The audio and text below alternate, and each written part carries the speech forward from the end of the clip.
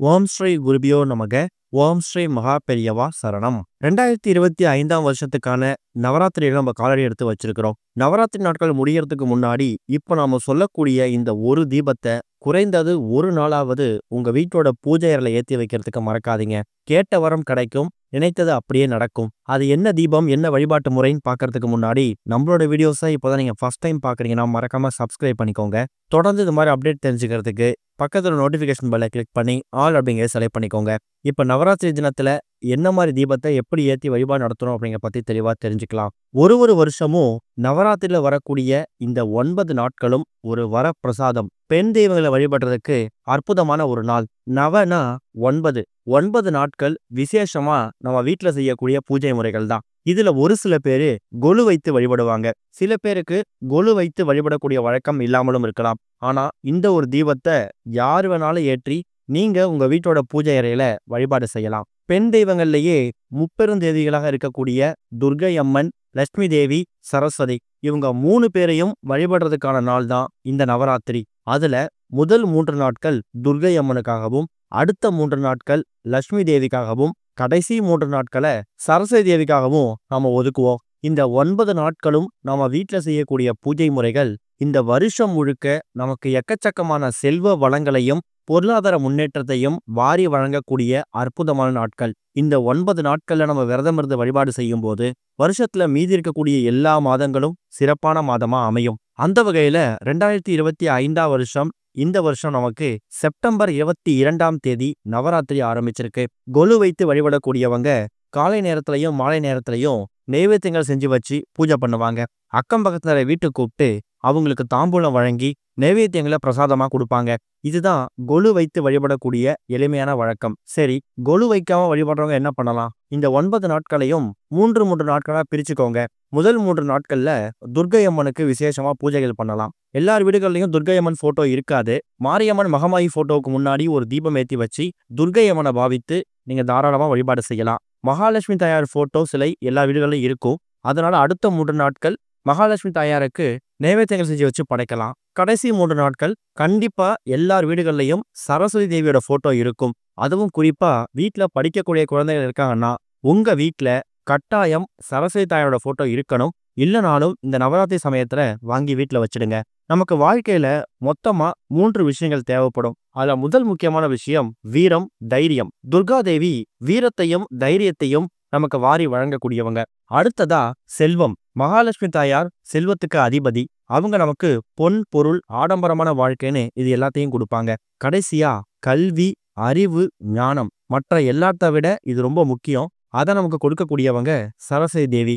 அதனாலதான் நமக்கு வாழ்க்கையில வீரமும் செல்வமும் அறிவு, கல்வி, ஞானம் இது எல்லாம் கிடைக்கணும் அப்படிங்கிறதுக்காக இந்த நவராத்திரி நாட்கள்ல 9 நாட்களும் நம்ம பூஜை செய்யணும். இதுதான் நவராத்திரியை வணங்குவதற்கான முக்கியமான நோக்கம். இந்த நவராத்திரி நாட்கள் பல ஊர்கள்ல பல மாநிலங்கள்ல வெவ்வேறு பெயர்கள் அழைக்கப்பட்டிருந்தாலும் தமிழ்நாடை பொறுத்த வரைக்கும் நவராத்திரியோட 9 நாட்களும் நம்ம பூஜை செய்ய வேண்டிய அற்புதமான நாட்கள். அப்படிப்பட்ட இந்த நவராத்திரி நாட்கள்ல இப்ப நாம சொல்லக்கூடிய இந்த தீபம் ரொம்ப சக்தி வாய்ந்த தீபம். கேட்ட வரத்தை வாரி வழங்கக்கூடிய தீபம். ஒருவேளை இந்த பதிவை நீங்க லேட்டா தான் பாக்குறீங்க. நாங்க நவராத்திரியோட 2வது நாளை கடந்து வந்துட்டோம், இல்ல முதல் நாளை கடந்து வந்துட்டோம்னாலும் நீங்க அதை பத்தி கவலைப்பட வேணாம். மீதி உங்க கையில நவராத்திரியில எத்தனை நாட்கள் இருக்குதோ அந்த அத்தனை நாட்கள்ல ஏதாவது ஒரு நாள் முடிஞ்சா மீதம் இருக்கக்கூடிய எல்லா நாட்களும் கூட இந்த தீபத்தை ஏற்றி வைக்கலாம். இதுக்கு உங்களுக்கு தேவையான பொருள் ஒரே ஒரு பழம். அதுதான் எலுமிச்சை பழம். எலுமிச்சை பழ தீபத்தை நிறைய பேரு துர்க்கை அம்மனுக்காக ஏற்றி நீங்க வழிபட்டு பார்த்திருப்பீங்க. ரொம்ப சக்தி வாய்ந்த தீபம். கேட்ட வரத்தை வாரி வழங்கக்கூடிய, எதிரிகள் தொல்லையை வேரோடு அறுக்கக்கூடிய, போட்டி, பொறாமை, கண்திருஷ்டி, பில்லி, சூனியம் இது மாதிரி எந்த விதமான தொந்தரவு இருந்தாலும் சரி அது எல்லாத்தையும் நீக்கக்கூடிய ஒரு தீபம் இந்த எலுமிச்சை தீபம். இந்த தீபத்தை நீங்க துர்க்கை அம்மனுக்காக மட்டும்தான் ஏற்றணுங்கிற கட்டாயம் கிடையாது. நிறைய பேரு விநாயகருக்காகவோ ஆஞ்சநேயருக்காக கூட இந்த தீபத்தை ஏற்றிருக்காங்க. பைரவருக்கு கூட எலுமிச்சை தீபம் போடுவாங்க. ஆக மொத்தத்துல நவராத்திரியோட இந்த 9 நாட்கள்ல என்றைக்காவது ஒரு நாள் ஒரே ஒரு எலுமிச்சை பழத்தை வாங்கிட்டு வந்து அதை கழுவி சுத்தப்படுத்தி அதை சார பிரிந்து எடுத்துட்டு அந்த தோல்ல ஒரு அகல் விளக்கு மாதிரி குழி தயார் செய்து நீங்க நல்லெண்ணெய் ஊற்றி தீபம் போட்டாலும் சரி, தீப எண்ணெய் ஊற்றி தீபம் போட்டாலும் சரி, இல்ல நெய் தீபம் போட்டாலும் சரி, அது உங்க விருப்பம்தான். கழுவி சுத்தப்படுத்தி தயார் செய்து வைத்திருக்கக்கூடிய அந்த எலுமிச்சம்பழ தோல் இருக்குல்ல, அதை அகல் விளக்கு மாதிரி குழி மாதிரி தயார் செய்து அதுக்கு மஞ்சள் குங்குமம் பொட்டு வைத்து வீட்டோட பூஜை அறையில குறிப்பா இந்த தீபத்தை நவராத்திரியோட இந்த 9 நாட்கள்ல மாலை ஒரு 6-7 மணிக்கு மேல ஏத்துறது விசேஷம். குறைந்தது 2 தீபம் ஏத்தணும். ஒரு தீபம் ஏற்றக்கூடாது.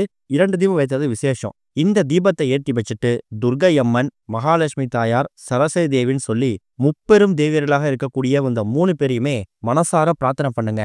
அந்த தீபம் எரியக்கூடிய அந்த நேரத்துல உங்களோட கோரிக்கை எதுவா இருந்தாலும் அது எல்லாத்தையும் முன்வைங்க. வாழ்க்கையில தைரியம் உண்டாகணும், சண்டை சச்சரவுகள் நீங்கணும், தேவையில்லாத பயம் பதட்டம் போகணும்னு துர்க்கை அம்மனையும், வாழ்க்கையில எதிர்பாராத செல்வ வரவு, பணவரவு இது எல்லாமே ஏற்படணும்னு மகாலட்சுமி தாயாரையும், கடைசியா எங்களுக்கும் எங்க குழந்தைகளுக்கும் கல்வி, ஞானம், அறிவு இது எல்லாத்தையும் வாரி வழங்கணும்னு சரஸ்வதி தேவியையும் வேண்டிக்கோங்க. இந்த தீபம் குறைந்தது ஒரு அரை மணி நேரத்துல இருந்து 1 மணி நேரம். மற்ற தீபங்கள்லாம் பூஜை அறையில எவ்வளவு நேரம் எரியுதோ அவ்வளோ நேரம் எரிஞ்சா கூட போதும். இப்ப இந்த தீபத்தை நவராத்திரியோட 2வது நாள் 3வது நாள் பாக்குறீங்கன்னா 3வது நாள்ல இருந்து நவராத்திரியோட 9 நாள் வரைக்கும் என்றைக்காவது ஒரு நாள் முடிஞ்சா எல்லா நாளும் கூட ஏற்றி வைக்கலாம். கூடவே இந்த தீபத்து கூட ஏதாவது நைவேத்தியங்கள் செஞ்சு வச்சு படைச்சு அதை நீங்களும் உங்க குழந்தைகளும் முடிஞ்சா உங்க அக்கம்பக்கத்தினருக்கும் அதை பிரசாதமாகவும் கொடுக்கலாம். கொலு வைத்திருக்கிறவங்க மட்டும்தான் வீட்டுக்கு அக்கம்பக்கத்தினரை கூப்பிட்டு நைவேத்தியங்கள் கொடுத்து படைக்கணுங்கிற கட்டாயம் இல்லை. கொலு வைக்காமலும் நவராத்திரியோட 9 நாட்கள் நீங்க பிரசாதங்கள் செஞ்சு அதை படைச்சிட்டு இல்லாதவங்களுக்கு கொடுக்கலாம். இல்லைன்னா உங்க வீடு பக்கத்துடைய கோவிலுக்கு போங்க, அங்க இருக்கக்கூடிய குழந்தைகளுக்கு கொடுக்கலாம். அது மூலியமா உங்க குழந்தையோட கல்வி வளர்ச்சி மேம்படும். எலுமிச்சை தீபத்தை மற்ற நாட்கள்ல பொதுவா இந்த செவ்வாய்க்கிழமைகள்ல துர்க்கை அம்மனுக்குரிய இந்த ராகு கால நேரத்துல ஏத்துவாங்க. அதை விட அதிக பலன் கொடுக்கக்கூடியது நவராத்திரி நாட்கள்ல ஏற்றக்கூடிய இந்த எலுமிச்சை தீபம். ஒருவேளை இந்த தீபத்தை இந்த நவராத்திரியோட எல்லா நாட்களும் ஏற்ற போறேன் அப்படின்னு முடிவு பண்ணிட்டீங்கன்னா முதல் நாள் அந்த தீபத்தை ஏற்றி வச்சுட்டு மறுநாள் பூஜையை சுத்தம் பண்ணும்போது அந்த எலுமிச்சை பழத்தோட அந்த விளக்கு இருக்குல்ல அதை அப்படியே எடுத்து கால் படாத மாதிரி செடி கொடிகள்லையோ இல்ல தண்ணியிலேயே விட்டுருங்க. புதுசா அன்றைய தினம் இன்னொரு எலுமிச்சம்பழத்தை வாங்கிட்டு வந்து இதே மாதிரி தயார் செய்து எலுமிச்சை தீபத்தை போடணும். பெருசா மந்திரங்கள் சொல்ல தெரியல, பெரிய பெரிய பரிகாரங்கள் பண்ண தெரியல அப்படிங்கிறவங்களுக்கு மாற்று வழி இந்த எலுமிச்சை பழ தீபம். இதுக்கு நீங்க செலவு பண்ணக்கூடிய நேரம் ரொம்ப கம்மி. மிஞ்சி போனா ஒரு எலுமிச்சை பழம் 5-10 ரூபாய் இருக்க போகுது. ஒரு தீபம் ஏத்தினாலும் உங்களுக்கு 10 ரூபாய் தான் ஆகும். இல்ல நான் எல்லா நாட்களும் ஏத்த போறேன்னா அதிகபட்சம் நீங்க 100 ரூபாய்க்குள்ள செலவு பண்ண போறீங்க. ஆனா இது மூலயமா வாழ்க்கையில ஒரு பெரிய முன்னேற்றம் ஏற்படுது. வாழ்க்கையவே தலைகீழாக புரட்டி போடக்கூடிய பல எதிர்பாராத விஷயங்கள் நடக்குது. ஆனா அது எல்லாமே எங்களுக்கு வாழ்க்கையில சாதகமா நடக்குது. அப்படிங்கும் போது இந்த ஒரு தீபத்தை ஏத்துறது கண்டிப்பா பலன் கொடுக்கும். விஜயதசமி, ஆயுத பூஜை, சரஸ்வதி பூஜை இது மாதிரி நாட்கள்ல விட நவராத்திரி நாட்கள்ல பெண் தெய்வங்களாக இருக்கக்கூடிய இந்த முப்பெரும் தேவியரை வணங்கும் போது நமக்கு ஏராளமான பலன்கள் கிடைக்கும். அதுல ஒரு முக்கியமான பரிகாரம் தான் இந்த ஒரு எலுமிச்சை தீப பரிகாரம். நம்பிக்கையோட பண்ணக்கூடிய எந்த ஒரு இறை வழிபாடு சம்பந்தப்பட்ட விஷயங்களும் கண்டிப்பா வீண் போகாது. முயற்சி பண்ணுங்க. ஓம் ஸ்ரீ குருபியோ நமக. ஓம் ஸ்ரீ மகா பெரியவா சரணம்.